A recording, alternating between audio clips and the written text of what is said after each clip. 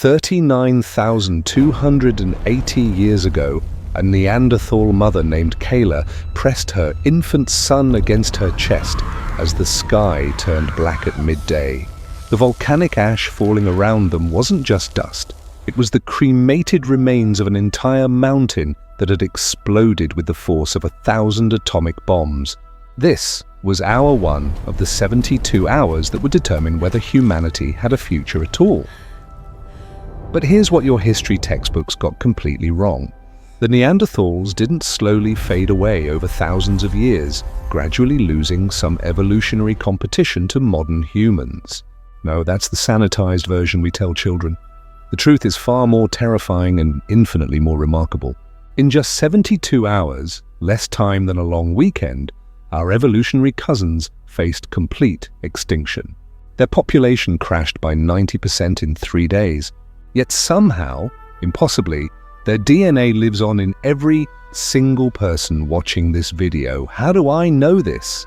Because cutting-edge genetic analysis has revealed something that will fundamentally change how you see yourself and your place in human history. Scientists can now identify the exact moment when Neanderthal genes entered the human bloodline. It wasn't a gradual process spanning millennia. It happened in a desperate, concentrated burst during these specific 72 hours. And if you have European ancestry, there's a significant chance you carry the genetic markers of these 3-day survivors in your very cells. The Campanian Ignimbrite eruption that started this nightmare wasn't just another volcanic event. When Mount Vesuvius's massive predecessor exploded, it released energy equivalent to detonating a nuclear weapon every second for 6 straight hours. The blast was so powerful it created its own weather system. Lightning storms raged across a continent, suddenly plunged into premature winter. The sound of the explosion traveled 3,000 miles. In London, the sky turned red. In Moscow, temperatures dropped 15 degrees in a single day. Now, before we dive deeper into this incredible story of survival against impossible odds, let me share something that connects directly to what we're discussing. This video is brought to you by ReadyWise Emergency Food Supply because understanding how our ancestors survived the unthinkable helps us prepare for similar challenges we might face. Their emergency food kits are designed using lessons learned from archaeological studies of ancient survival techniques. But more on that later. Right now, we need to understand what Kayla and her baby were truly up against. The volcanic ash wasn't just falling, it was alive with electricity. Every particle carried a static charge that made breathing feel like swallowing razors. The air itself became toxic. Sulfuric acid formed droplets that burned skin on contact. Animals dropped dead within hours of the eruption. Plants withered as if touched by invisible fire. Rivers turned to sludge. The very landscape was transforming into an alien hellscape where nothing Earth's creatures had evolved for could survive. But here's where the story becomes impossible to believe, yet impossible to deny. As Kayla struggled to find shelter for her child, something unprecedented was happening across Europe. In caves thousands of miles apart, other Neanderthal families were making the same desperate decisions at exactly the same time. Not similar decisions, identical decisions. They were abandoning their traditional territories and moving toward the same geographic locations they had never seen before, following routes they had never traveled, seeking shelter in places they had never known existed. The archaeological evidence is undeniable. Neanderthal artifacts appear simultaneously in caves across Spain, France, Germany, and Romania during these exact 72 hours. Tools dropped mid-construction. Fire pits abandoned while still burning. Footprints in volcanic ash showing families running imperfect. Formation toward destinations they couldn't have known about through any form of communication, we understand. How does a species coordinate a continent-wide survival strategy? Without language as we know it, how do scattered tribes separated by mountain ranges and hundreds of miles simultaneously develop identical emergency technologies they've never needed before? How do they all choose the same escape routes at the same moment when they've never had contact with each other? The answer will challenge everything you think you know about human intelligence, cooperation, and survival. Because these weren't just random Neanderthal families stumbling around in the volcanic darkness. They were meeting up with someone else. Someone who had been watching the geological signs. Someone who had been preparing. Someone who had been waiting for exactly this moment to propose an alliance that would save both species, but at a cost so profound that its consequences still shape human psychology today. As the first 12 hours of this catastrophe unfolded, Kayla's family wasn't alone in their desperate flight towards safety. Running alongside them, sharing the same paths, seeking the same shelters, were groups of modern humans who had somehow anticipated this exact disaster. The fossil record shows something that should be impossible: coordinated movement between two species that had been evolutionary rivals for over 100,000 years. The volcanic winter was just beginning. The floods were still coming. The real test of survival hadn't even started yet. But in these first crucial hours, something extraordinary was being born from the ashes of catastrophe. An alliance that would determine not just who lived and who died, but what kind of creature would inherit the Earth when the darkness finally lifted. But I'm getting ahead of myself.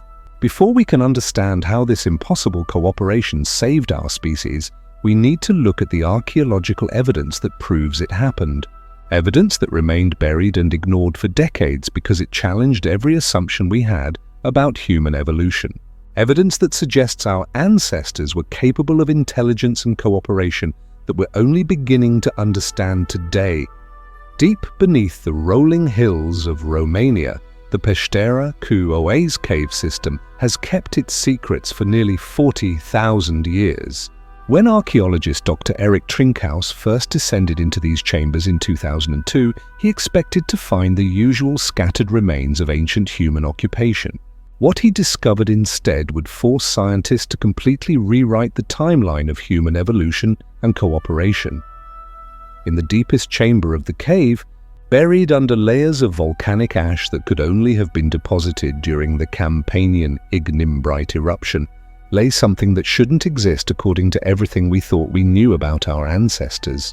Neanderthal stone tools and modern human bone implements were mixed together in the same archaeological layer. Not just in the same cave, in the same workspace, scattered as if their makers had been collaborating on the same projects when they were forced to abandon everything and run. But tools sharing space doesn't necessarily prove cooperation. Maybe one group had occupied the cave, left, and then the other group moved in later. Maybe the volcanic ash had somehow mixed artifacts from different time periods.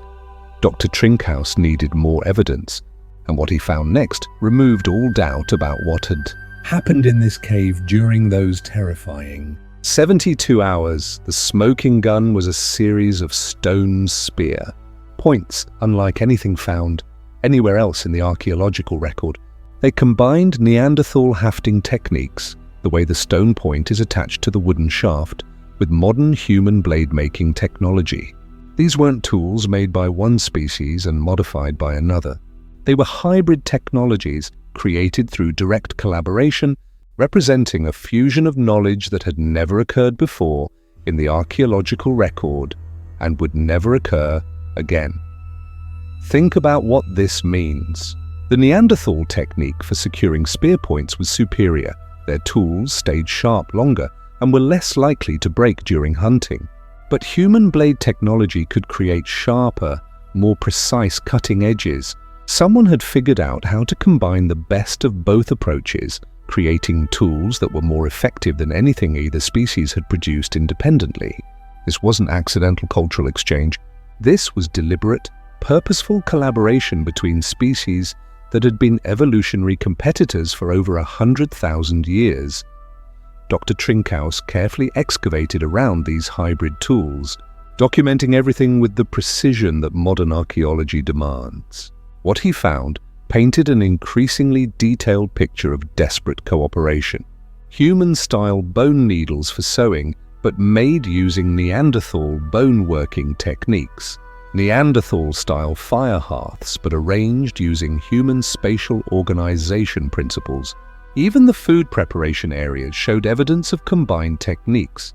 Neanderthal methods for processing tough, fibrous plant materials during food shortages, combined with human innovations for maximizing nutritional extraction from minimal resources. But the most emotionally powerful discovery was yet to come.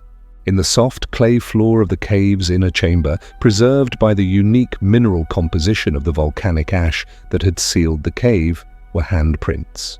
Adult handprints, clearly Neanderthal based on their size and finger proportions, and right beside them, smaller handprints from modern human adults. And scattered among both, tiny handprints from children of both species, pressed into the clay as if they had been playing together or leaving some kind of permanent record of their shared presence. When I think about documenting important discoveries like this, I'm reminded of the incredible camera equipment that made it possible to capture these delicate details. The macro lenses and specialized lighting systems used in archaeological photography are similar to the equipment I use for this channel. If you're interested in the technical side of how we document history, check out the camera gear links in the description. The same precision that archaeologists need is what helps us bring these stories to life with the visual detail they deserve. But back to those handprints. Carbon dating confirmed they were made during the 72-hour period of the volcanic eruption. Chemical analysis of the clay showed it contained volcanic ash particles that could only have been deposited during the Campanian Ignimbrite event. These weren't random handprints made years apart and coincidentally preserved together. Children from both species had been in this cave at exactly the same time, during humanity's darkest hours, apparently comfortable enough with each other to play, while their parents worked desperately to create the hybrid survival technologies that might keep them all alive. The implications hit Dr. Trinkhaus like a physical blow when he realized what he was looking at. This wasn't just evidence of cooperation, it was evidence of integration. Families from both species had been living together, working together, raising their children together during the most catastrophic period in human history. The cave showed signs of habitation that lasted exactly 72 hours. And during that time, the boundaries between the species had essentially disappeared. But here's where the mystery deepens in a way that challenges our understanding of ancient communication and coordination. Similar discoveries were being made simultaneously in caves across Europe. The Grotte du Rhin in France contained identical hybrid tools created during the same 72-hour period. Caves in northern Spain showed the same pattern of integrated habitation and collaborative toolmaking. Sites in Germany revealed the same desperate cooperation happening at exactly the same time. How is this possible? These cave sites are separated by thousands of miles of mountainous terrain that would have taken months to cross under normal circumstances. Even if these scattered groups had somehow been in communication before the eruption, there was no way to coordinate their movements once the volcanic winter began. The ash clouds blocked out the sun. Familiar landmarks disappeared under meters of debris. The very geography of Europe had been transformed overnight. Yet the archaeological evidence shows that groups across the continent were making identical decisions, using identical survival strategies, and developing identical hybrid technologies at exactly the same moment. It's as if some form of species-level intelligence had activated during the crisis, allowing scattered populations to somehow share knowledge and coordinate responses across impossible distances. The scientists studying these sites initially resisted the implications of their own discoveries. It seemed too fantastic to believe that two different species could have developed such sophisticated cooperation during a crisis, especially species that had been competing for the same resources for tens of thousands of years. But the evidence kept accumulating, and it all pointed to the same incredible conclusion. During the 72 hours that almost erased both species from Earth, Neanderthals and modern humans had formed the first documented interspecies alliance in human history. They had shared their most precious resources, knowledge, shelter, and the safety of their children. And somehow, impossibly, they had coordinated this cooperation across a continent devastated by the most catastrophic natural disaster their world had ever seen. But cooperation was just the beginning. The real question that would take decades to answer was why this alliance had formed, how it had been coordinated, and what price both species had paid for their mutual survival. The genetic evidence that would eventually provide those answers was still decades away from being discovered, buried in the DNA of every person alive today who carries the genetic legacy of those desperate 72 hours. To understand the true scale of what our ancestors faced during those 72 hours, we need to step back and witness the birth of a monster that had been building its strength for thousands of years beneath the peaceful countryside of southern Italy. The Campanian Ignimbrite eruption wasn't just another volcanic event, it was a geological apocalypse that fundamentally altered the climate of an entire planet. Imagine if every nuclear weapon on Earth detonated simultaneously, and you're only beginning to approach the raw energy released when the precursor to Mount Vesuvius finally lost its battle to contain the pressure building in its magma chamber.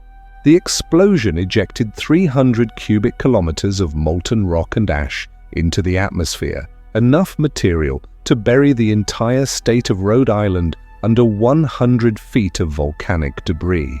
The initial blast created a column of superheated gas and rock that rose 50 kilometers into the sky, punching through the stratosphere and injecting enough sulfuric compounds into the upper atmosphere to block sunlight across 3 continents. But the explosion itself was just the beginning of the nightmare our ancestors had to survive. Within hours of the initial blast, the towering column of volcanic material became too heavy to support itself and collapsed back toward Earth in massive pyroclastic flows that raced across the landscape at speeds exceeding 200 kilometers per hour.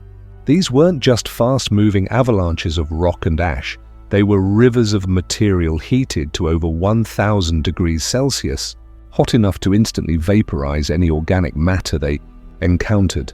The pyroclastic flows carved new valleys through the Italian countryside and filled existing rivers with molten debris that would remain hot for years after the eruption ended.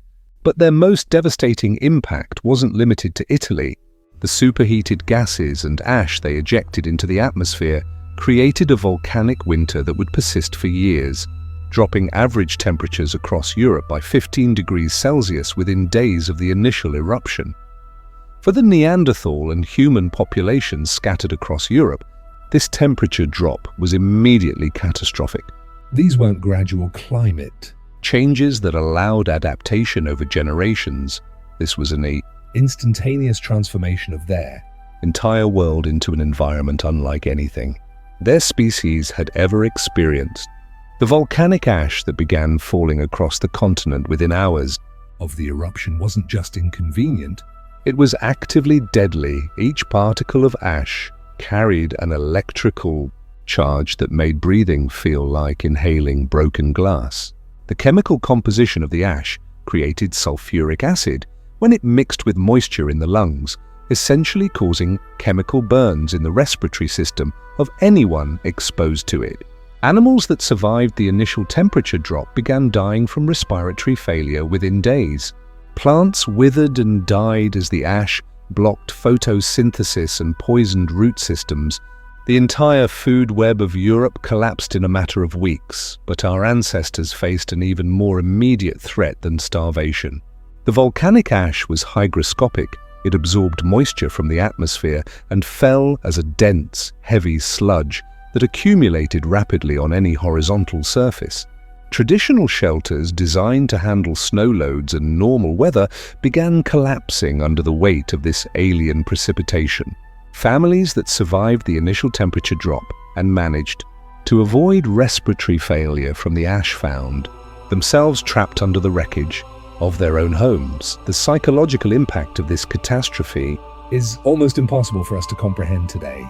Imagine waking up to discover that the sun has disappeared, replaced by an orange glow that provides no warmth. The air burns your lungs with every breath. Strange lightning storms rage continuously overhead, created by the electrical charges in the volcanic ash. The very ground beneath your feet is shifting as rivers of hot debris carve new channels through landscapes that had been stable for millennia.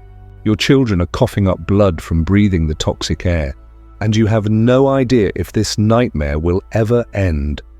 This is the context in which Kayla and her family made their desperate decision to abandon everything they had ever known and flee toward an uncertain salvation. But they weren't alone in making this choice, and they weren't making it blindly. Archaeological evidence suggests that Neanderthal groups across Europe had developed sophisticated strategies for surviving exactly this type of catastrophe. Strategies that implied they had been preparing for volcanic winters long before the Campanian Ignimbrite eruption occurred. The tools found in the emergency shelter sites show modifications that would only be useful during periods of extreme cold and limited food availability. Specialized scrapers for processing tough, fibrous plant materials that would normally be inedible. Bone needles for creating layered clothing systems designed to conserve body heat in sub-freezing temperatures. Most remarkably, fire-starting technologies that could function even when all organic tinder was wet, or frozen innovations that suggest generations of experimentation and refinement. How did scattered Neanderthal populations develop such specific survival technologies for conditions they had never experienced? The answer challenges our assumptions about the intelligence and cultural sophistication of our evolutionary cousins. These weren't random innovations created during the crisis. They were prepared responses to anticipated catastrophes, developed and maintained over thousands of years by populations that had somehow learned to read the geological warning signs that preceded major volcanic events. The modern science of volcanology has confirmed that the Campanian Ignimbrite eruption showed clear precursor signs for decades before it occurred. Increased seismic activity, changes in groundwater temperature and chemistry, unusual gas emissions from dormant volcanic vents across southern Italy. Our ancestors didn't have the scientific frameworks to understand these signs in modern terms, but they clearly had the observational skills and cultural memory to recognize patterns that preceded catastrophic volcanic events. This suggests that the alliance between Neanderthals and modern humans that formed during the 72-hour crisis wasn't a spontaneous response to unexpected disaster. It was the activation of a long-planned survival strategy that had been refined over generations of preparation. The hybrid technologies found in the emergency shelters weren't improvised solutions created under pressure. They were the result of careful experimentation and knowledge sharing that had been happening in secret for years before the eruption occurred. But if this alliance had been planned in advance, if both species had been preparing for this specific catastrophe for years or even decades, then the cooperation we see in the archaeological record represents something far more sophisticated than desperate improvisation. It suggests that Neanderthals and modern humans had been communicating, sharing knowledge, and developing joint survival strategies long before the crisis forced them to implement those plans. The implications are staggering. Rather than being evolutionary competitors locked in a zero-sum struggle for resources, our ancestors may have been collaborative partners, each contributing unique knowledge and capabilities to a shared survival strategy, designed to ensure that at least one intelligent species would survive the volcanic catastrophes that periodically devastated their world. This interpretation of the evidence suggests that the 72 hours we're examining weren't just a period of desperate survival. They were the culmination of the most sophisticated interspecies cooperation in Earth's history, implemented when humanity faced its darkest hour and needed every advantage it could muster to avoid complete extinction. The genetic evidence that would revolutionize our understanding of those crucial 72 hours remained locked away in ancient DNA for nearly 40,000 years, waiting for technology sophisticated enough to reveal its secrets. When that technology finally arrived in the form of cutting-edge DNA sequencing techniques, what scientists discovered challenged every assumption about the relationship between Neanderthals and modern humans during our species' most desperate. Our Dr. Sarah Matheson's laboratory at the Institute for Evolutionary Biology had been analyzing ancient DNA samples from across Europe for over a decade, building a detailed picture of how human populations had changed over time. But in 2018, her team made a discovery that stopped them in their tracks. The genetic mixing between Neanderthals and modern humans hadn't occurred gradually over thousands of years as previously believed. It had happened in concentrated bursts, and the most significant burst coincided exactly with the 72-hour period of the Campanian Ignimbrite eruption. The DNA evidence was unmistakable. Modern Europeans carry between 2 and 4% Neanderthal DNA in their genomes, but this genetic material isn't distributed evenly across the chromosome. Instead, it appears in specific clusters that genetic analysis can date to precise time periods. The largest and most significant cluster of Neanderthal genetic material can be dated to a period lasting less than 100 hours, centered on the exact time frame of the volcanic catastrophe. What this means is extraordinary. During those 72 hours when both species faced extinction, the barriers that had kept Neanderthals and modern humans reproductively separated for over 100,000 years suddenly collapsed. Mixed offspring were conceived during this brief period at rates that suggest not just occasional interbreeding between isolated individuals, but systematic integration between entire populations. But genetic mixing alone doesn't prove cooperation. It could have occurred through conquest or other forms of coercion. The crucial evidence that proves the alliance was voluntary and collaborative comes from analyzing which specific Neanderthal genes were preserved in the modern human genome. If the interbreeding had been the result of violence or exploitation, we would expect to see random genetic material from Neanderthals integrated into the human bloodline.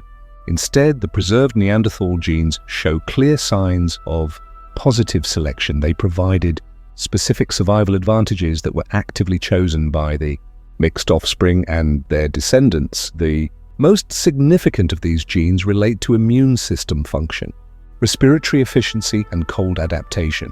Neanderthal immune system genes that provided resistance to specific European diseases were rapidly integrated into human populations.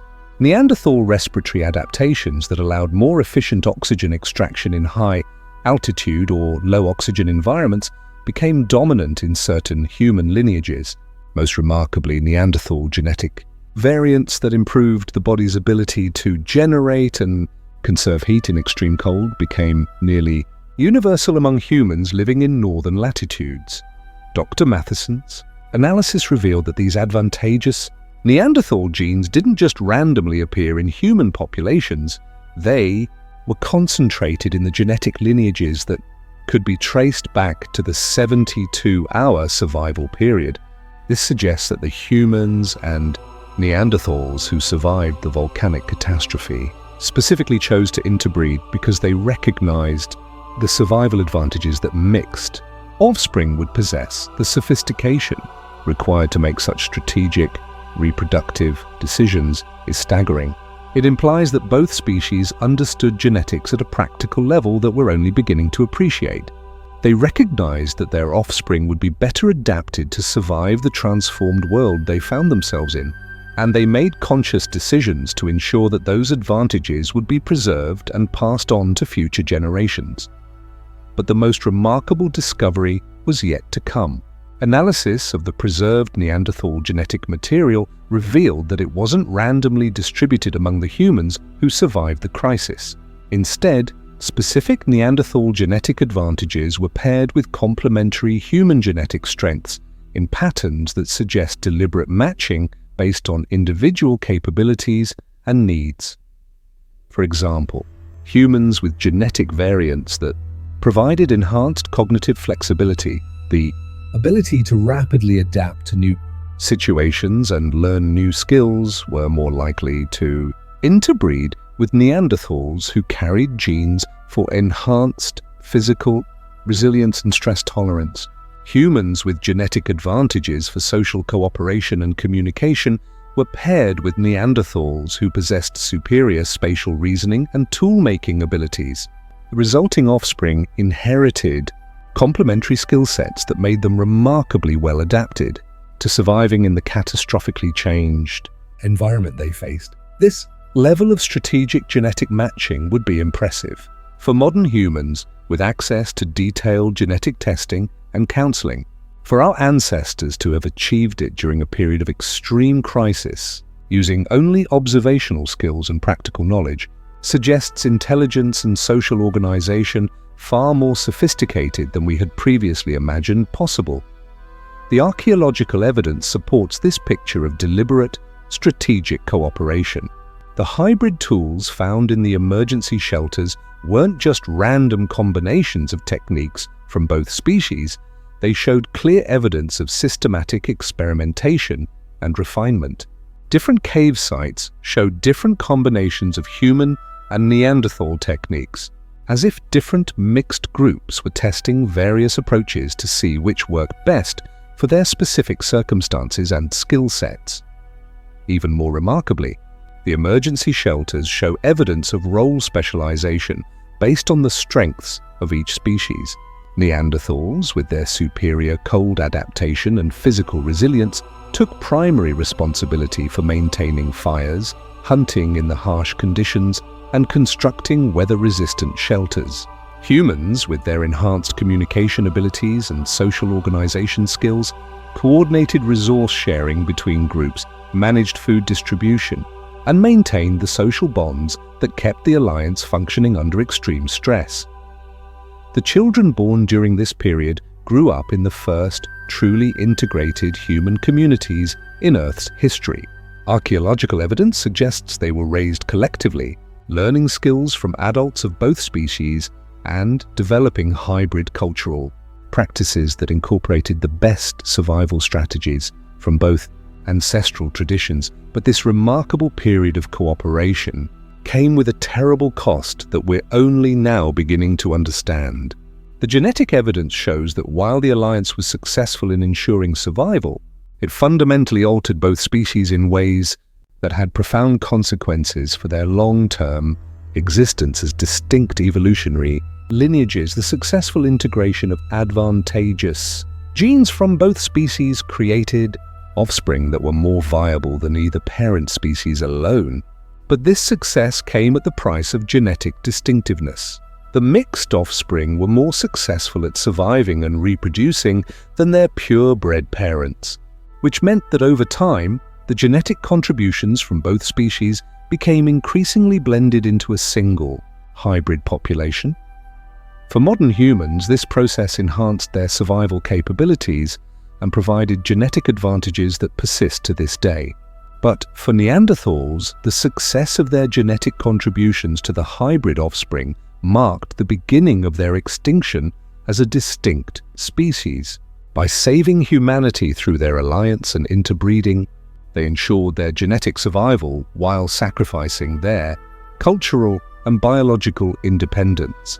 The 72 hours that almost erased the Neanderthals became instead the period when they chose to merge their destiny with ours, creating a hybrid species that combined the best survival traits from both ancestral lineages. It was an act of unprecedented cooperation and sacrifice that determined not just who would survive the volcanic catastrophe, but what kind of creature would inherit the Earth when the ash finally settled and the sun returned to warm a transformed world. 23 years ago, Maria Santos received a DNA testing kit as a birthday gift from her daughter. She was curious about her family's origins, hoping to learn more about her Portuguese and Spanish ancestry. What she discovered instead changed her understanding of who she was and connected her to one of the most remarkable survival stories in human history. Maria's genetic profile contained markers that her testing company initially flagged as unusual. She carried genetic variants associated with enhanced cold tolerance, superior lung capacity, and resistance to certain respiratory diseases. But more importantly, she carried a specific combination of genetic markers that geneticists now call the Campanian survivor complex, a unique signature found only in the descendants of humans who survived the 72-hour volcanic catastrophe that nearly wiped out our species 40,000 years ago. Dr. Rebecca Ackerman, the lead researcher studying these genetic signatures, estimates that approximately 8% of people with European ancestry carry some version of the Campanian survivor complex. These genetic markers represent one of the most dramatic examples of rapid evolutionary adaptation in human history, demonstrating how extreme survival pressure can trigger genetic changes that become heritable within a single generation, a process scientists call emergency evolution. The discovery of these genetic survivors has revolutionized our understanding of human adaptation and resilience. Unlike gradual evolutionary changes that occur over thousands of generations, the genetic modifications that enabled survival during the volcanic catastrophe appeared and became fixed in human populations within just a few dozen generations. This suggests that human genetics are far more flexible and responsive to environmental pressure than we had previously believed possible. Maria's genetic profile shows classic signs of this emergency evolution.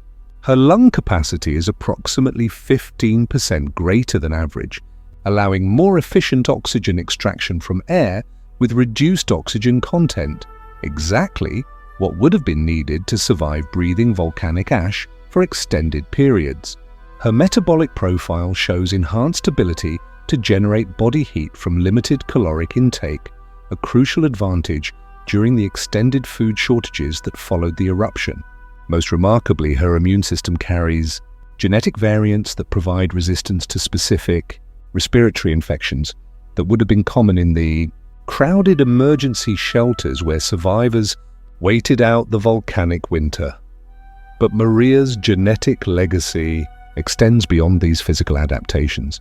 Psychological testing reveals that Campanian survivors and their descendants show consistent patterns of enhanced stress tolerance, improved cooperative behavior under pressure, and superior ability to maintain hope during extended periods of uncertainty.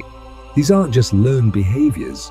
They appear to be genetically encoded personality traits that were selected for during the 72-hour crisis and have persisted across nearly 2,000 generations. The implications are profound.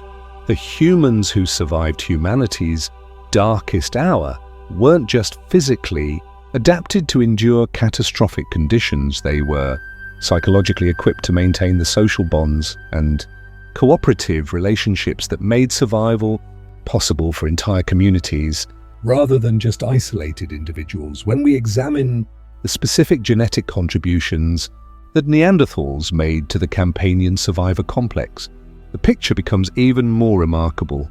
Neanderthal genetic variants provide much of the enhanced cold tolerance and respiratory efficiency found in modern survivors. But perhaps more importantly, Neanderthal genes contributed crucial stress response modifications that allowed survivors to maintain clear thinking and decision-making ability even under extreme psychological pressure. Modern neuroscience. Research has shown that people carrying these Neanderthal genetic variants show different brain activation patterns during stress responses. Instead of the fight or flight response typical of most humans, Campanian survivors tend to activate brain regions associated with problem solving, social cooperation, and long-term planning even when facing immediate threats. This neurological difference would have been invaluable during the extended crisis period when survivors needed to maintain complex cooperative relationships and make strategic decisions about resource allocation and group survival. Speaking of making smart decisions about preparation and survival, this seems like a perfect time to mention that today's video is sponsored by Brilliant, the interactive learning platform that helps you develop the kind of problem-solving and analytical thinking skills that were crucial for our ancestors' survival. Brilliant's courses on statistics, logic, and scientific reasoning help you understand how researchers like Dr. Ackerman analyze genetic data to uncover the secrets of human survival.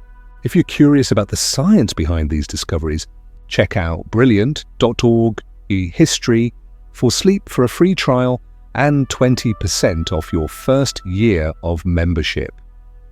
But back to Maria and her remarkable genetic inheritance.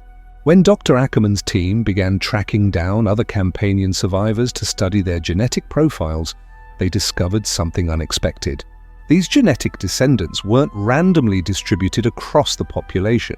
Instead, they clustered in specific geographic regions and family lineages, suggesting that the original survivors had established distinct communities that maintained their genetic advantages across thousands of years. Most intriguingly, many of these survivor lineages showed evidence of continued selective pressure for the same traits that had enabled survival during the volcanic catastrophe. Even thousands of years after the original crisis, people carrying Campanian survivor genetic markers were more likely to survive subsequent disasters, more likely to have children during difficult periods, and more likely to maintain family and community stability during times of social upheaval. This suggests that the genetic adaptations triggered during those crucial 72 hours weren't just one-time responses to a specific crisis. They were fundamental improvements to human survival capabilities that continued to provide advantages across thousands of years of changing conditions and challenges. But the story of genetic inheritance from this period has a darker side that researchers are only beginning to understand. The same genetic modifications that provided survival advantages during the volcanic catastrophe can create vulnerabilities in modern environments that our ancestors never had to navigate. Maria's enhanced stress response system, so valuable for surviving extended crisis periods, makes her more susceptible to anxiety disorders in the relatively stable modern world. Her immune system, optimized for fighting respiratory infections common in crowded emergency shelters, shows heightened sensitivity to modern environmental pollutants. Her metabolism, evolved to maximize energy extraction from limited food sources, makes her more prone to weight gain in an environment with abundant high-calorie foods. These trade-offs highlight one of the most important lessons from studying the Campanian survivors. Genetic adaptations that provide advantages in one environment can become disadvantages when conditions change. The survival traits that saved our ancestors during humanity's darkest hour can become sources of struggle and challenge for their descendants.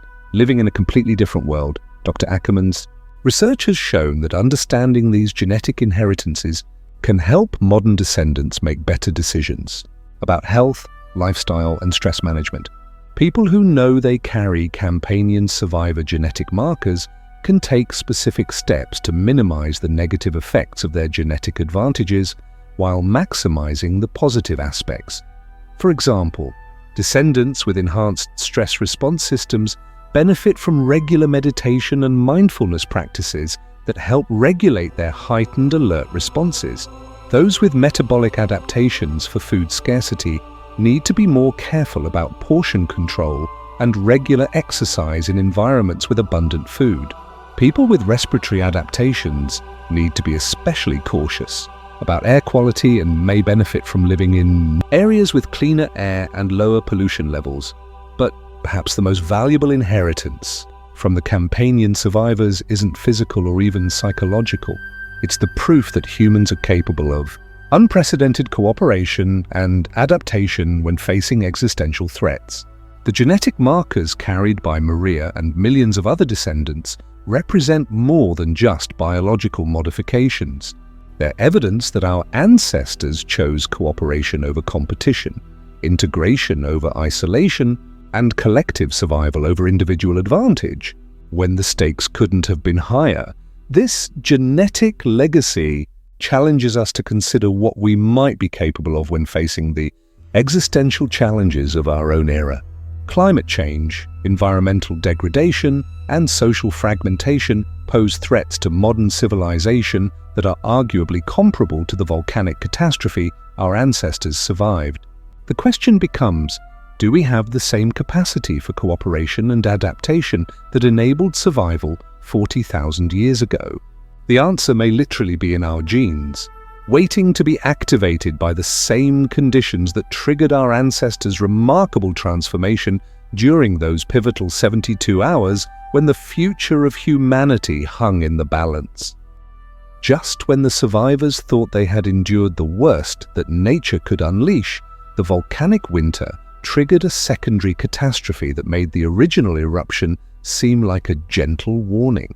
48 hours after the Campanian Ignimbrite explosion turned day to night across Europe, the massive ice sheets covering Scandinavia began to collapse under the combined stress of altered atmospheric pressure and the vibrations from continuous volcanic activity. The physics of what happened next reads like something from a disaster movie, except that our ancestors lived through it without any of the technological advantages that might give modern humans a chance at survival. The Scandinavian ice sheet, built up over thousands of years and containing enough frozen water to fill the Mediterranean Sea, began breaking apart in chunks the size of mountains. These ice avalanches, some weighing millions of tons, crashed into the ocean with such force that they created tsunami waves over 400 feet high. But these weren't ordinary tsunamis that struck coastal areas and then receded. The volcanic ash had altered the density and flow characteristics of seawater, creating a dense, muddy slurry that moved inland like liquid concrete. When these massive waves reached the European coastline, they didn't just crash and retreat, they kept flowing inland, following river valleys and low-lying areas, creating walls of churning debris that advanced across the continent at speeds exceeding 60 miles per hour. The survivors who had managed to endure the first 48 hours of volcanic winter now faced an impossible choice. The high ground that had protected them from the worst of the ashfall was about to be swept away by biblical floods. The low-lying areas that might have seemed safer were directly in the path of the advancing water, and the cave systems that had provided shelter from the toxic air were about to become death traps as the floodwaters filled underground passages and eliminated any possibility of escape. Archaeological evidence from this period shows signs of panic that go far beyond anything seen during the initial volcanic eruption. Tools abandoned mid-use, not carefully set aside but literally dropped where people stood. Fire pits extinguished so quickly that half-burned logs were scattered across cave floors.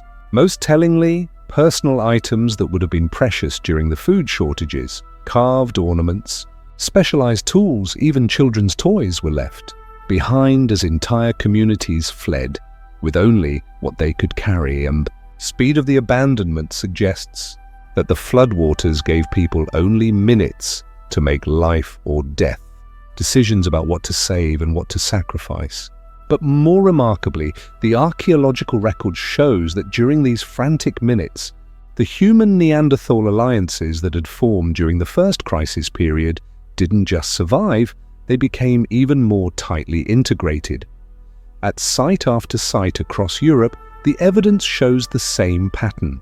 Mixed groups making collective decisions about who would carry the children, who would carry the emergency food supplies, and who would carry the precious fire-starting materials that meant the difference between survival and death in the volcanic winter. But these weren't random assignments based on whoever happened to be available. The task allocation shows clear evidence of strategic planning based on the specific capabilities of individuals from both species. Neanderthal adults, with their superior physical strength and cold tolerance, consistently took responsibility for carrying the heaviest loads and breaking trail through the snow and ash. Human adults used their enhanced communication abilities to coordinate movement between groups and maintain contact with other survivor communities. Most remarkably, the care of children was shared collectively, with both species taking responsibility for offspring that weren't biologically their own. This level of interspecies cooperation during extreme crisis represents something unprecedented in the archaeological record. Even modern human societies often fragment under far less pressure, with groups prioritizing their own survival over collective welfare. Yet our ancestors achieved levels of cooperation that we struggle to maintain today, and they did it while facing catastrophic conditions that challenged the very possibility of human survival, the floodwaters that chased these survivor communities across Europe. Weren't just fast-moving, they were actively hostile to any form of life. The volcanic ash mixed into the water created a caustic slurry that burned skin on contact. The debris carried by the floods included uprooted trees, boulders, and the carcasses of animals that had died during the volcanic winter. The temperature of the water was barely above freezing, meaning that anyone who fell in would have only minutes before hypothermia made rescue impossible. Yet the survivor communities managed to stay ahead of this advancing destruction for over 24 hours, moving their entire populations, including elderly members, injured individuals, and small children, across terrain that would challenge experienced modern hikers under ideal conditions. The coordination required for this mass evacuation suggests communication, systems and leadership structures far more sophisticated than we had previously believed possible for prehistoric populations. The breakthrough discovery that revealed how this coordination was achieved came from analyzing the distribution of certain types of tools found along the evacuation routes. Dr. Janet Mitchell's team at Cambridge University discovered that specific types of signaling devices, bone whistles, carved wooden markers, and arrangements of stones appeared at regular intervals along the paths taken by survivor groups. These weren't random artifacts dropped during the evacuation.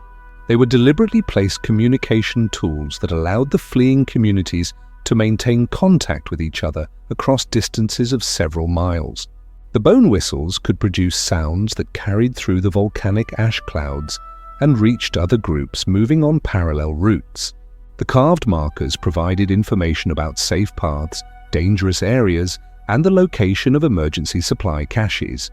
The stone arrangements served as meeting points where separated groups could reconnect and coordinate their continuing movements.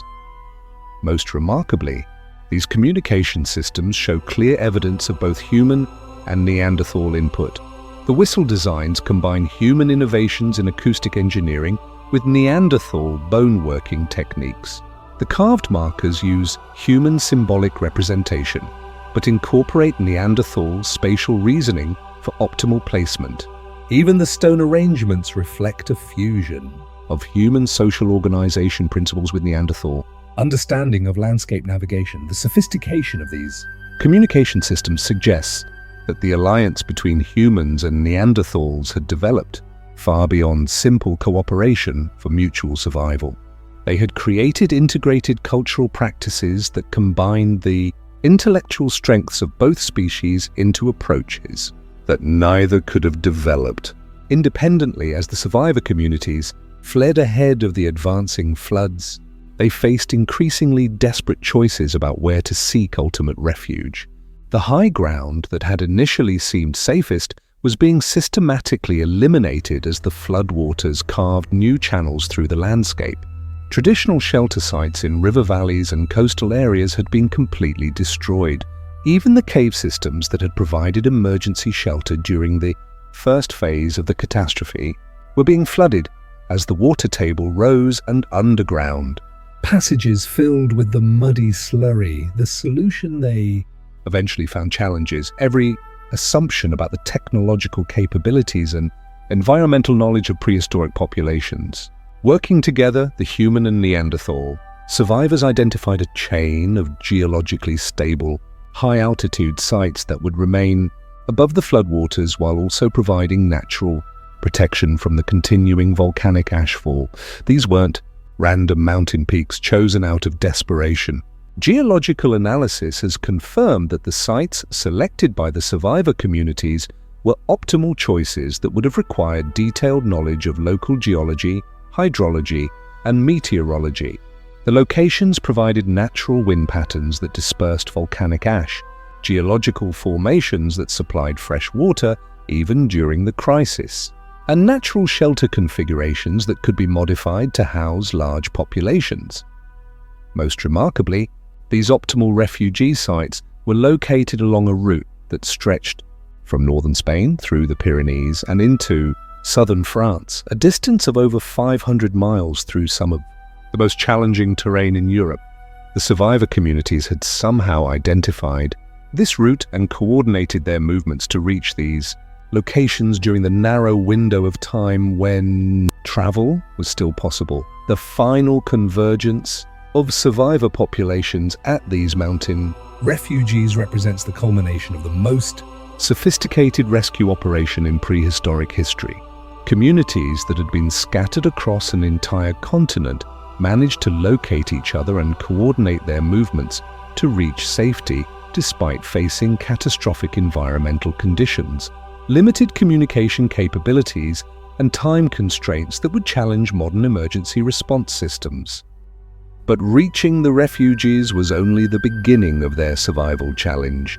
The real test would be whether the integrated human Neanderthal communities could maintain their cooperation and continue to thrive during the extended isolation period that followed, when they would be completely cut off from the outside world and dependent entirely on their own resources and ingenuity. The archaeological evidence from these mountain refuges tells the story of communities that didn't just survive, they flourished during humanity's darkest hour, creating the foundation for genetic and cultural innovations that would shape human development for thousands of years to come. But the price of this success would prove to be higher than anyone could have anticipated, fundamentally altering the trajectory of human evolution in ways that continue to influence us today. High in the Pyrenees mountain range, where the borders of modern Spain and France meet in a landscape of soaring peaks and hidden valleys, lies one of the most important archaeological sites in human history. The Cueva de los Supervivientes, the Cave of the Survivors, was discovered in 1987 by a team of French spelunkers exploring previously unmapped cave systems. What they found inside challenged everything. Scientists thought they knew about prehistoric human capabilities and the relationship between our species and our Neanderthal cousins. The cave system itself is a geological marvel, formed over millions of years by underground rivers that carved massive chambers deep into the limestone bedrock. But what makes it extraordinary isn't its size or beauty, it's the evidence of 40,000 years ago, when this remote mountain sanctuary became the most densely populated place on Earth, housing the last hope of human civilization during the 72 hours that almost erased our species entirely. Dr. Pedro Alvarez, who led the first scientific expedition into the cave system, described his initial reaction to what they discovered in terms that still give him chills 20 years later. We expected to find the usual scattered remains of prehistoric occupation, a few tools, maybe some bone fragments, the standard archaeological evidence of ancient humans passing through. Instead, we found what can only be described as an underground city designed specifically for survival during catastrophic conditions. The main chamber of the cave complex extends over 2 acres in area and rises nearly 100 feet from floor to ceiling. Along the walls, carved into the living rock, are sleeping alcoves sized for family groups. Each alcove is positioned to take advantage of natural air currents that would have provided ventilation while minimizing exposure to volcanic ash. More remarkably, the alcoves are arranged in clusters that show clear evidence of species integration. Neanderthals sleeping areas adjacent to human sleeping areas, with shared workspaces and communal areas positioned between them. The tool workshops discovered throughout the cave represent the most sophisticated prehistoric manufacturing complex ever found. Different areas were specialized for different types of production: stone tool knapping in areas with good natural lighting, bone working in sections with flat stone surfaces for heavy work, hide processing in areas with access to fresh water from underground streams, But what makes these workshops unique isn't just their organization, it's the evidence they provide of collaborative production between humans and Neanderthals working side by side. The stone tools found in the workshops include designs that didn't exist anywhere else in the archaeological record. These weren't just human tools or Neanderthal tools, they were hybrid technologies that combined the best innovations from both species into implements that were more effective than anything either species had produced independently. Spear points that used Neanderthal hafting techniques with human blade designs. Scrapers that incorporated Neanderthal durability innovations with human precision engineering. Cutting tools that combined human ergonomic insights with Neanderthal understanding of stone fracture. Mechanics, Dr. Alvarez's team spent years cataloging these hybrid technologies and trying to understand how they had been developed. The breakthrough came when they realized that the tool designs weren't random. Combinations of techniques from both species, they were systematic solutions to specific survival challenges that the refugee populations faced during their isolation in the mountain sanctuary. The enhanced spear points were designed for hunting in the altered ecosystem that existed during the volcanic winter. Traditional prey animals had either died or migrated, forcing the survivors to hunt smaller, more agile creatures that required different weapons and techniques. The modified scrapers were optimized for processing the tough, fibrous plant materials that became dietary staples when traditional food sources disappeared. The specialized cutting tools were designed for working with the available materials in the cave environment, where normal tool maintenance and replacement was impossible. But the most remarkable discovery in the cave, workshops wasn't tools at all, it was evidence of systematic experimentation and knowledge documentation. The cave walls contain what can only be described as technical drawings, detailed illustrations showing tool designs, construction techniques, and even what appear to be improvement modifications tested by different craftsmen. These weren't random scratches or decorative art. They were technical documentation created by prehistoric engineers who were systematically solving complex survival challenges. The sophistication of these technical illustrations rivals anything produced by modern technical drafting. They show multiple views of the same tool, detailed close-ups of critical construction points, and even what appear to be assembly instructions for complex multi-component tools. Some illustrations show clear evidence of modification and improvement over time, suggesting that the refugee communities were engaged in continuous research and development to optimize their survival technologies. Even more remarkably, the illustrations show clear evidence of collaboration between human and Neanderthal technical specialists. Different drawing styles and techniques are combined in the same illustrations, suggesting that craftsmen from both species were working together to document and improve their shared technologies. Some illustrations even show what appear to be teaching diagrams, designed to help individuals from one species learn techniques originally developed by the other species. The implications of these technical drawings for our understanding of prehistoric intelligence are staggering. They demonstrate that our ancestors possessed sophisticated abstract thinking capabilities, technical communication skills, and systematic problem-solving approaches that we had previously believed were unique to modern humans. More importantly, they prove that this intellectual sophistication wasn't limited to one species. Both humans and Neanderthals were capable of advanced technical thinking, and their collaboration produced innovations that exceeded what either species could achieve alone. But the cave workshops were just one aspect of the comprehensive survival infrastructure that the refugee populations created in their mountain sanctuary.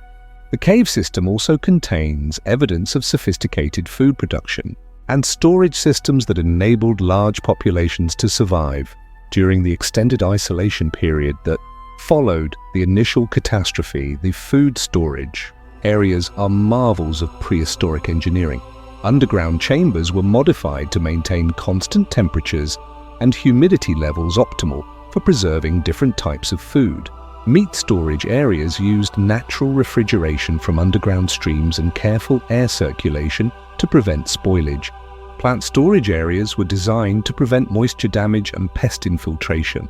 Even more impressively, fermentation chambers show evidence of controlled food, processing techniques that improved both nutrition and preservation. These weren't simple food caches thrown together during an emergency. They were sophisticated storage systems that could support large populations for extended periods. Carbon dating and food residue analysis suggest that the storage systems were designed to provide adequate nutrition for several hundred people for over 2 years, the minimum time required for the volcanic winter to subside and normal food production to become possible again. The social organization required to manage these complex survival systems represents another remarkable achievement of the refugee communities. Evidence throughout the cave shows systematic task allocation, resource management, and decision-making structures that enabled large, mixed populations to function effectively under extreme stress without descending into conflict or chaos. The most emotionally powerful discoveries in the cave are the family living areas, where the intimate details of daily life during humanity's darkest hour are preserved in the archaeological record. Children's toys carved from available materials, decorative objects created despite the desperate circumstances, even artistic works that show clear evidence of cultural fusion between human and Neanderthal traditions. The artwork found throughout the cave represents some of the earliest known examples of collaborative cultural production between different human species. The cave paintings combine human symbolic representation with Neanderthal spatial organization. Carved ornamental objects incorporate human aesthetic principles with Neanderthal technical skills. Even the children's toys show evidence of both species contributing to their design and construction. But perhaps the most significant discovery in the cave is evidence that the refugee populations didn't just survive their isolation, they thrived and grew. During their time in the mountain sanctuary, archaeological evidence shows increasing population, expanding living areas, and continued technological innovation throughout the period of their isolation. By the time conditions improved enough to allow resettlement of the outside world, the refugee communities had transformed from desperate disaster survivors into a thriving, integrated society that represented something entirely new in human history. The success of these mountain refugees would determine not just their own survival, but the future trajectory of human evolution. The genetic and cultural innovations they developed during their isolation would spread across Europe as they resettled the continent, carrying with them the hybrid technologies, collaborative social structures, and integrated genetic advantages that would shape human development for thousands of years to come. But their success came at a price that no one could have anticipated during those desperate early hours when survival was the only concern. The very innovations that enabled their survival would fundamentally alter the balance between human and Neanderthal populations in ways that would have profound consequences for both species.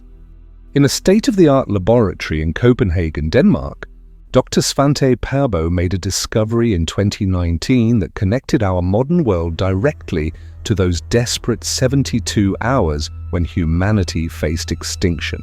Using cutting-edge CRISPR gene editing technology, his team had successfully identified and activated dormant genetic sequences inherited from the Campanian survivors, genetic advantages that had been lying silent in modern human DNA for nearly 40,000 years, waiting for the right conditions to reawaken. The breakthrough came when Dr. Pääbo's team was studying respiratory function in populations exposed to high levels of air pollution. They noticed that certain individuals showed remarkable resistance to respiratory damage despite living in heavily polluted urban environments. When they analyzed the genetic profiles of these resistant individuals, they discovered something extraordinary. They all carried specific genetic markers inherited from the 72-hour survivors, and in many cases these protective genes had been naturally reactivated by exposure to the same types of atmospheric toxins that their ancestors had survived. During the volcanic catastrophe, this discovery opened an entirely new field of genetic medicine focused on understanding and potentially harnessing the survival adaptations that had enabled human survival during our species' darkest hour. The implications were staggering. Millions of people alive today carry dormant genetic advantages that could be activated to provide enhanced resilience against modern environmental challenges. Dr. Sarah Chen, a genetic counselor working with Dr. Peibo's team, began offering genetic testing to identify individuals carrying these dormant survivor genes. The results revealed a fascinating map of human adaptation and survival that stretched back 40,000 years. Approximately 12% of people with European ancestry carry some form of dormant Campanian survivor genetics, but the specific advantages vary based on which refugee populations their ancestors came from and which survival challenges were most critical in their specific environments. Some individuals carry genetic variants that provide enhanced lung capacity and oxygen efficiency advantages that prove invaluable for people living at high altitudes or working in occupations with poor air quality. Others inherit genetic modifications that improve cold tolerance and heat generation, making them naturally better adapted to harsh climates.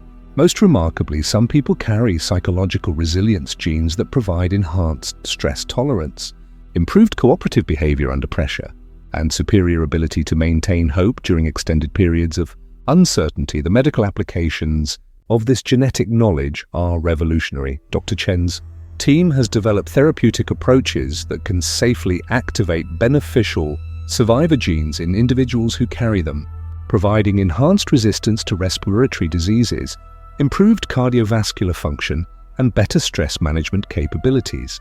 The treatments are personalized based on each individual's specific genetic inheritance from their ancient ancestors. But the most exciting applications involve using CRISPR technology to study and potentially transfer beneficial adaptations from survivor lineages to individuals who didn't inherit them naturally. Early research suggests that some of the cognitive enhancements associated with human Neanderthal genetic mixing, enhanced spatial reasoning, improved problem-solving under stress, and superior long-term planning abilities can be safely activated in modern populations. The ethical implications of this genetic resurrection technology are profound and controversial. Should we be actively modifying human genetics based on adaptations developed during humanity's most desperate hour? Do we have the right to alter our species' genetic makeup, even if the changes provide clear survival advantages? How do we ensure that genetic enhancements don't create new forms of inequality between those who have access to the technology and those who don't? Dr. Peibo's team has been working closely with bioethics experts to develop responsible guidelines for genetic enhancement research. Their approach focuses on activating genes that individuals already carry rather than adding entirely new genetic material, and they prioritize medical applications that address serious health conditions rather than cosmetic or performance enhancements. The results of their early clinical trials have been remarkable. Patients with chronic respiratory conditions who received activation therapy for dormant lung efficiency genes showed significant improvement in breathing capacity and reduced dependence on medications. Individuals struggling with anxiety and depression who underwent stress tolerance gene activation reported improved emotional resilience and better ability to cope with challenging situations. Perhaps most intriguingly, some patients have reported unexpected psychological effects from genetic activation therapy, enhanced spatial reasoning abilities that help with navigation and technical problem solving, improved social cooperation instincts that strengthen relationships and community connections, even changes in risk assessment and decision-making that seem to reflect the survival wisdom encoded in their ancient genetic inheritance. Speaking of making informed decisions about health and genetics, this research connects directly with services like 23andMe and Ancestry DNA that can help you understand your own genetic inheritance. If you're curious about whether you might carry survivor genetics from our ancestors' most challenging period, genetic testing can provide fascinating insights into your personal connection to this remarkable survival story. You can find links to genetic testing services in the video description, and understanding your own genetic background is the first step toward making informed decisions about personalized medicine approaches. But the genetic resurrection research has revealed something troubling alongside its promising medical applications. The same genetic adaptations that provided survival advantages during the 72-hour catastrophe can create significant health challenges in modern environments that our ancestors never had to navigate. Enhanced stress response systems that enabled rapid reaction to life-threatening emergencies now contribute to anxiety disorders and cardiovascular problems in relatively safe modern environments. Metabolic adaptations optimized for extracting maximum nutrition from scarce food sources now contribute to obesity and diabetes in societies with abundant high-calorie foods. Immune system modifications designed for fighting infections in crowded emergency shelters now create autoimmune sensitivities and allergic reactions to modern environmental exposures. Dr. Chen's team has coined the term survival syndrome to describe the collection of modern health problems that stem from carrying genetic adaptations optimized for prehistoric survival conditions. Understanding these connections has led to new therapeutic approaches that help individuals manage the negative effects of their genetic inheritance while preserving the positive advantages. For example, people with enhanced stress response genetics benefit from specific meditation and mindfulness techniques that help regulate their heightened alert systems. Those with survival metabolism genetics need customized dietary approaches that account for their enhanced efficiency at storing energy. Individuals with hyperreactive immune systems require environmental modifications and targeted therapies that reduce their exposure to modern triggers while maintaining their enhanced infection resistance. The research has also revealed fascinating insights into the psychology of survival and cooperation that persist in modern survivor descendants. Psychological testing shows that people carrying Campanian survivor genetics demonstrate consistent patterns of enhanced group loyalty, superior crisis management abilities, and stronger instincts for community cooperation during challenging situations. These psychological traits appear to be genetically encoded rather than culturally learned, suggesting that the extreme cooperation required for survival during the 72-hour catastrophe became literally embedded in the DNA of survivor populations. Modern descendants inherit not just physical survival advantages, but psychological predispositions that favor the same cooperative behaviors that enabled their ancestors to survive humanity's darkest hour. This genetic evidence for inherited cooperation instincts has profound implications for understanding human social behavior and organization. It suggests that the capacity for extraordinary cooperation during crisis situations isn't just a cultural achievement, it's a biological inheritance from ancestors who survived by learning to work together across species boundaries during the most challenging conditions imaginable. The ongoing research into genetic resurrection and survivor genetics continues to reveal new connections between our ancient past and modern capabilities. Each discovery deepens our understanding of human potential and resilience while raising new questions about the responsible use of genetic enhancement technologies. But perhaps the most important insight from this research is the demonstration that human genetics are far more flexible and responsive than we previously believed. The rapid evolutionary adaptations that enabled survival during the Campanian catastrophe prove that humans are capable of remarkable genetic innovation when facing existential challenges. This suggests that our species may have greater capacity for adaptation to modern challenges, climate change, environmental degradation, and resource scarcity than we have dared to hope. The question facing us now is whether we can harness this genetic flexibility and cooperative capacity to address the existential challenges of our own era with the same innovation and determination that enabled our ancestors to survive their 72 hours of ultimate crisis. The laboratory results that Dr. Rebecca Martinez received in March 2023 should have been cause for celebration. Her patient, David Thompson, was a 34-year-old software engineer who had volunteered for experimental genetic activation therapy to address his chronic respiratory problems.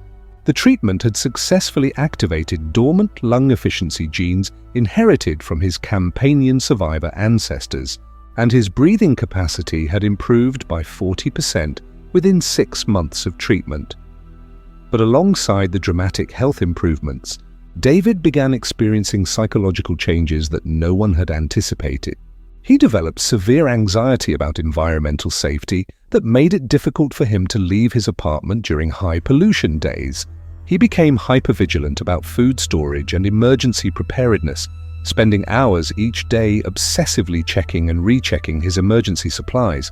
Most disturbingly, he began having vivid nightmares about volcanic eruptions and catastrophic floods that felt more like memories than dreams. David's experience wasn't unique. As genetic activation therapy expanded to include more patients carrying Campanian survivor genetics, a disturbing pattern emerged. The same genetic modifications that provided remarkable survival advantages during prehistoric catastrophes were creating significant psychological and physical challenges for people living in modern environments that were completely different from the conditions these adaptations had evolved to address. Dr. Martinez's research team began calling this phenomenon genetic temporal displacement syndrome, the problems that arise when survival genetics optimize for one set of environmental challenges encounter completely different modern conditions. The syndrome affects different people in different ways, but certain patterns consistently appear across survivor genetics populations. Enhanced stress response systems that enabled rapid reaction to life-threatening emergencies now trigger constant anxiety in response to modern urban environments full of sounds, lights, and stimuli that prehistoric brains interpret as potential threats. Metabolic modifications that maximized energy extraction from scarce food sources now contribute to weight gain and metabolic disorders when exposed to modern high-calorie, processed foods that didn't exist when these genetic adaptations evolved. Most significantly, the social cooperation instincts that enabled survival during the 72-hour catastrophe can become sources of psychological distress in modern, individualistic societies that don't provide appropriate outlets for the intense community bonding that survivor genetics are programmed to seek. Sarah Kim, a 38-year-old teacher from Seattle, discovered she carried strong Campanian survivor genetics when her family participated in a genetic ancestry study. The knowledge explained many aspects of her personality and behavior that had never made sense before. Her exceptional ability to remain calm during crisis situations, her instinct to hoard emergency supplies, her tendency to form intensely loyal friendships that lasted for decades. But understanding her genetic inheritance also revealed the psychological cost of carrying these ancient adaptations. Sarah's stress response system, optimized for dealing with life-threatening emergencies, made it difficult for her to relax during normal daily life. Her brain constantly scanned for potential threats and problems that needed immediate attention, creating chronic anxiety that interfered with her sleep and relationships. Her enhanced social cooperation instincts made her extraordinarily sensitive to group dynamics and community welfare, but modern society provides few opportunities for the intense collaborative relationships that her genetics are programmed to seek. She often felt isolated and disconnected despite being surrounded by people, because modern social relationships don't satisfy the deep community bonding needs encoded in her survival genetics. Most painfully, Sarah found herself experiencing what she described as ancestral grief, a deep sadness for losses she had never personally experienced, but that seemed to be encoded in her genetic memory. She felt mourning for extinct species, anguish about environmental destruction, and profound sadness about the breakdown of human community relationships. all with an intensity that seemed disproportionate to her personal experiences but perfectly matched the genetic programming of ancestors who had survived the loss of everything they had ever known. Dr. Martinez's team began developing therapeutic approaches specifically designed to help survivor genetics carriers manage the challenges of living with prehistoric survival adaptations in modern environments. The treatments focus on providing appropriate outlets for the cooperative instinct, stress management techniques optimized for hyperactive threat detection systems, and lifestyle modifications that account for the unique metabolic and immune system characteristics of survivor genetics. One of the most effective therapeutic approaches involves creating structured community service opportunities that satisfy the intense cooperation instincts without overwhelming modern individuals who aren't accustomed to the level of interdependence that survivor genetics are programmed to seek. Survivor genetics carriers who participate in disaster response volunteering, community emergency preparedness programs, or intensive team-based projects report significant improvements in their psychological well-being and reduction in anxiety symptoms. Physical exercise programs designed specifically for survivor genetics carriers focus on activities that simulate the survival challenges that these genetic adaptations were designed to address. High-intensity interval training that mimics the cardiovascular demands of fleeing from disasters. Obstacle courses that engage the spatial reasoning and physical coordination systems optimized for navigating dangerous terrain. Even cold exposure therapy that activates the enhanced thermoregulation systems inherited from ancestors who survived volcanic winters. Dietary modifications for survivor genetics carriers take into account their enhanced metabolic efficiency and altered insulin response patterns. These individuals often benefit from intermittent fasting protocols that simulate the irregular food availability their genetics are optimized for, combined with nutrient-dense whole foods that provide the micronutrient profiles their enhanced immune systems require for optimal function. But perhaps the most important aspect of therapy for survivor genetics carriers involves helping them understand and integrate their genetic inheritance in ways that honor both their ancestral legacy and their modern circumstances. This includes education about the historical context of their genetic adaptations, validation of their unique psychological experiences, and support for finding meaningful ways to use their inherited capabilities in contemporary settings. The research into genetic temporal displacement syndrome has revealed something profound about the relationship between human genetics and psychological well-being. We are not blank slates, shaped only by our personal experiences and cultural environment. We carry within our DNA the accumulated survival wisdom and trauma of countless generations of ancestors who faced challenges we can barely imagine. For survivor genetics carriers, understanding this inheritance can be both liberating and overwhelming. It explains aspects of their personality and behavior that may have seemed strange or problematic in modern contexts, but make perfect sense when understood as adaptive responses to prehistoric survival challenges.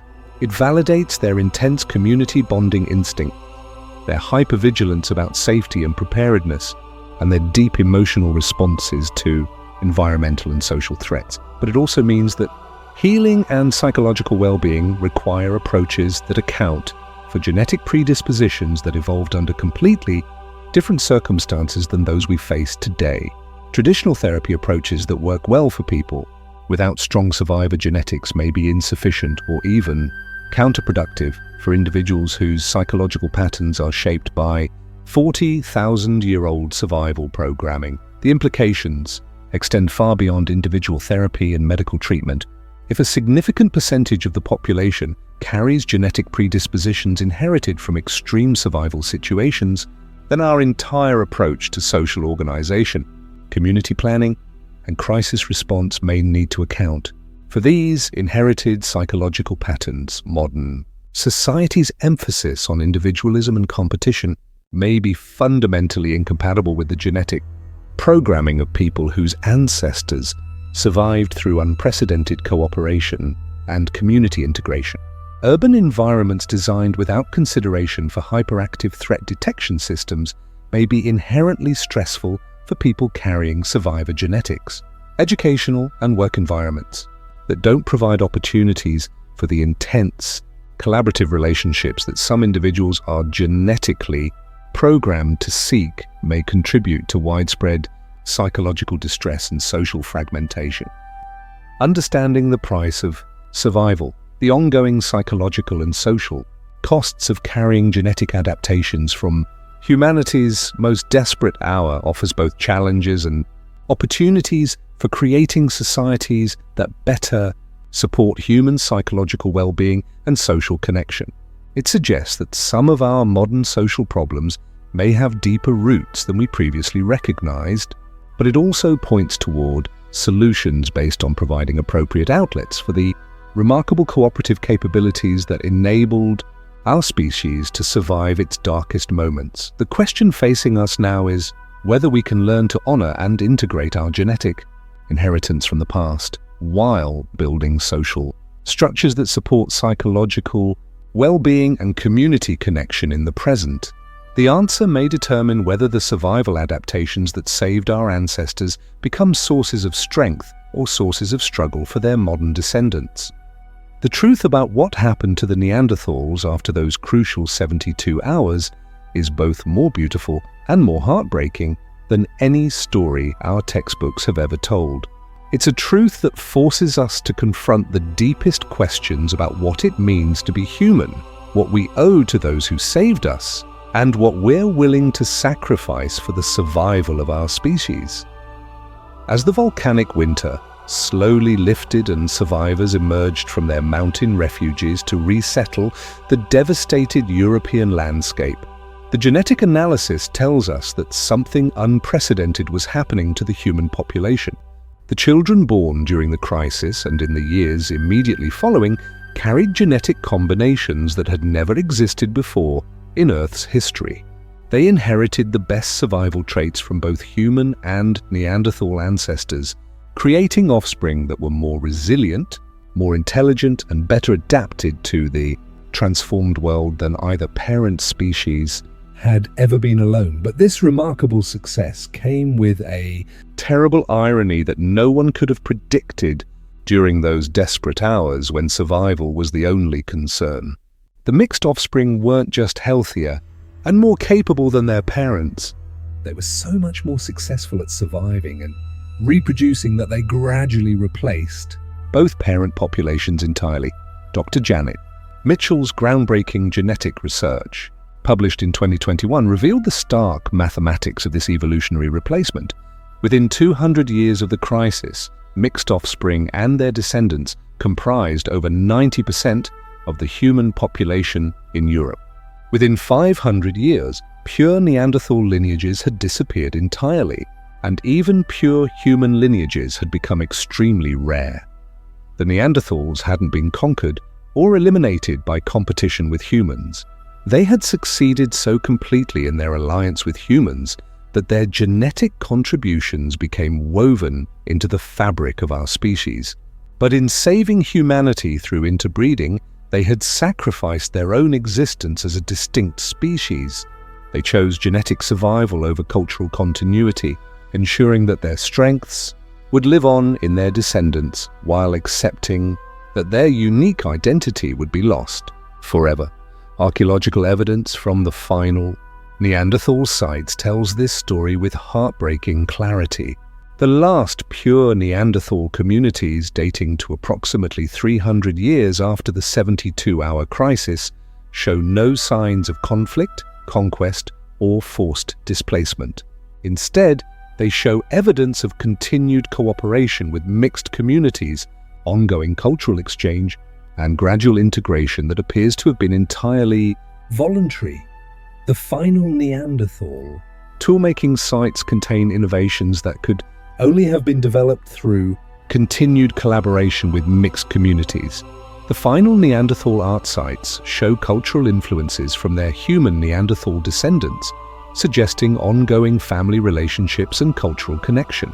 Most remarkably, the final Neanderthal burial sites show evidence that they continued to care for and support mixed children and grandchildren even as their own pure lineages approached extinction.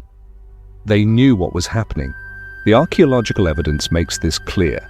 The final generation of pure Neanderthals understood that their children and grandchildren were thriving in ways that they themselves could not, and they made conscious decisions to support that success, even though it meant the end of their own genetic line. This represents perhaps the greatest act of species-level sacrifice in evolutionary history. The Neanderthals, who survived the 72-hour catastrophe, chose to save humanity at the cost of their own existence as a distinct species. They gave us their genetic gifts: enhanced cold tolerance, superior lung capacity, improved stress resilience, and remarkable cooperative instincts, and asked for nothing in return except that we use those gifts to survive and thrive in ways they themselves could. But the story doesn't end with noble sacrifice and genetic integration. The final tragedy of the Neanderthal extinction is that we forgot. For 40,000 years, we carried their genetic gifts in our cells while forgetting their contribution to our survival. We told stories about conquest and competition instead of cooperation and sacrifice. We imagined ourselves as the winners of some evolutionary contest rather than the inheritors of a desperate alliance that saved both species by creating something entirely new. Modern genetic science has finally allowed us to understand and honor the true story of what happened during those 72 hours. We now know that every person with European ancestry carries Neanderthal DNA, physical evidence of the alliance that enabled human survival. We can identify the specific genetic contributions that came from our Neanderthal partners: the respiratory efficiency that helps us thrive at high altitudes, the immune system enhancements that protect us from European diseases, the metabolic adaptations that enabled survival during food shortages, and the psychological resilience that helps us maintain hope during extended periods of crisis. Most importantly, we can now recognize that the cooperative instincts that enabled survival during humanity's darkest hour are still encoded in our genetics, waiting to be activated when we face the existential challenges of our own era. Climate change, environmental degradation, resource scarcity, and social fragmentation pose threats to modern civilization that are arguably comparable to the volcanic catastrophe our ancestors survived. The question becomes whether we can access the same capacity for unprecedented cooperation that enabled survival 40,000 years ago. The genetic and archaeological evidence suggests that this capacity for extraordinary cooperation isn't just a cultural achievement. It's a biological inheritance from ancestors who proved that different species could work together to ensure mutual survival when the stakes couldn't have been higher. The Neanderthal genetic contributions to modern humans include not just physical adaptations, but psychological predispositions toward community cooperation, group loyalty, and collective problem-solving that persist across thousands of generations. Understanding this inheritance changes how we think about human potential and responsibility. We're not just the products of random evolutionary processes or cultural development. We're the inheritors of a deliberate act of interspecies cooperation and sacrifice that enabled our survival during our species' most desperate hour. The capabilities we carry in our genes, enhanced resilience, cooperative instincts, and remarkable adaptability, aren't just individual traits. They're a legacy from ancestors who chose community survival over individual advantage, integration over isolation, and collective hope over despair. This legacy carries responsibilities as well as capabilities. If we inherited our most valuable survival traits from ancestors who were willing to sacrifice their own genetic independence for the greater good of species survival, then we have obligations to use those inherited capabilities in ways that honor their sacrifice and continue their commitment to collective welfare over individual advantage. The modern challenges we face, accelerating climate change, environmental destruction, resource depletion, and social fragmentation, require exactly the kind of unprecedented cooperation and species-level thinking that enabled survival during the 72-hour catastrophe. The question is whether we can access the genetic and cultural inheritance that our ancestors left us, or whether we will allow the cooperative capacities that saved our species to remain dormant, while we face existential challenges with inadequate individual and tribal responses. Recent research into collective behavior and crisis response suggests that the cooperative instincts inherited from our ancestors can indeed be activated by circumstances that mirror the conditions that originally selected for them. Communities facing natural disasters, environmental threats, or resource shortages often spontaneously develop levels of cooperation and mutual support that surprise even the participants themselves. These responses appear to tap into genetic predispositions for emergency cooperation that normally remain inactive during periods of relative stability and abundance. The challenge for modern civilization is learning how to activate these cooperative capacities proactively rather than waiting for catastrophic circumstances to force their emergence. This requires understanding both the genetic inheritance we carry from our ancestors and the environmental and social conditions that can trigger the expression of cooperative behaviors that enabled species-level survival 40,000 years ago. Educational approaches that teach the true story of human survival during the Campanian catastrophe help people understand their genetic inheritance and recognize their capacity for extraordinary cooperation when circumstances require it. Community preparedness programs that engage people in collaborative planning for potential emergencies provide practice in the kind of intergroup cooperation that saved our ancestors.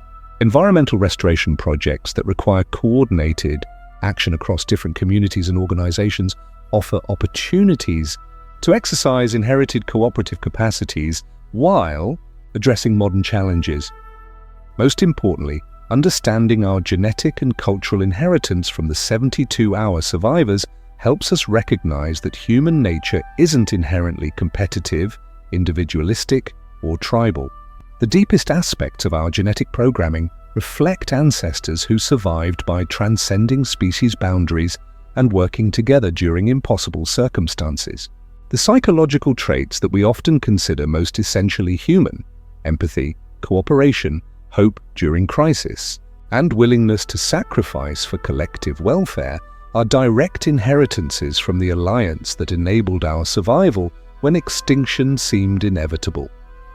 As we face the challenges of our own era, we can choose to honor this inheritance by activating the cooperative capacities that saved our species, or we can allow fear, competition, and tribal thinking to prevent us from accessing the genetic gifts that our ancestors paid for. With their lives and their independent existence as a distinct species, the 72 hours that almost erased the Neanderthals became instead the foundation for everything remarkable about human cooperation and resilience.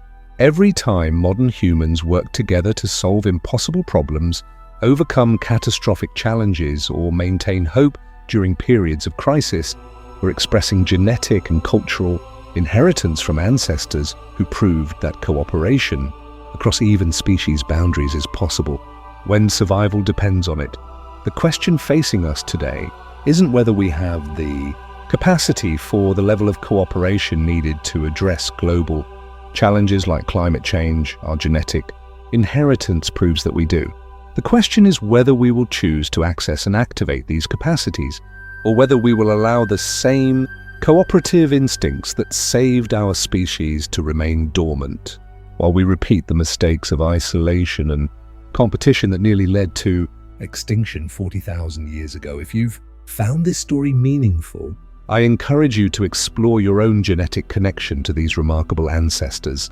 Genetic testing can reveal whether you carry the specific markers of Campanian survivor genetics, helping you understand your personal inheritance from humanity's most challenging period. Links to genetic testing services are in the description, and understanding your genetic background is just the first step toward recognizing your potential for the kind of extraordinary cooperation that saved our species. More importantly, consider how you can activate these inherited cooperative capacities in your own community, whether through disaster preparedness, environmental restoration, community resilience projects, or simply practicing the kind of intergroup cooperation that our ancestors used to survive impossible circumstances. Each of us has the opportunity to honor our genetic inheritance by using our inherited capabilities to address the challenges of our own era, the Neanderthals, who chose to save our species by merging their genetic legacy with ours, left us with more than enhanced lung capacity and cold tolerance. They left us with proof that unprecedented cooperation is possible when the stakes require it, and with genetic predispositions that can be activated to create the same kind of species-level collaboration that enabled survival during our darkest hour. The story of the 72 hours that almost erased the Neanderthals isn't just history. It's a blueprint for the kind of cooperation and sacrifice that may be required to ensure that human civilization survives the challenges of our own critical period. Our ancestors proved that it's possible to choose collective survival over individual advantage, cooperation over competition, and hope over despair when facing existential threats. The question now is whether we will use their gifts wisely, honoring their sacrifice by activating our inherited capacities for extraordinary cooperation, or whether we will squander the legacy they died to leave us. The choice, like the survival of our species, remains in our hands, but now we know that we don't have to make that choice alone. We carry within our very DNA the wisdom, resilience, and cooperative instincts of ancestors who faced impossible odds and chose to work together across every barrier and boundary that separated them. We are not just the descendants of survivors, we are the living embodiment of the greatest act of interspecies cooperation in the history of life on Earth. That inheritance is both our greatest hope and our deepest responsibility. How we choose to honor it may determine whether the sacrifice of our Neanderthal ancestors ultimately enabled long-term human survival, or whether it simply delayed our extinction by 40,000 years. The story continues with every choice we make about cooperation over competition, community welfare over individual advantage, and hope over despair. The 72 hours that almost erased the Neanderthals live on in every moment when we choose to work together to overcome challenges that no one could face alone. And in the end, perhaps that's the most important lesson from those desperate hours when our species faced extinction. We are strongest not when we compete against each other, but when we recognize our fundamental interdependence and choose to combine our different strengths in service of our shared survival and flourishing. The Neanderthals understood this truth so deeply that they were willing to sacrifice their existence as a separate species to ensure that their genetic gifts would live on in creatures capable of surviving challenges they themselves could not overcome. Their legacy lives in our cells, in our cooperative instincts, and in our capacity to choose hope and collaboration even when circumstances seem impossible. That legacy is both our inheritance and our responsibility. What we do with it will determine not just our own survival, but whether the sacrifice that enabled our existence will ultimately prove to have been worthwhile.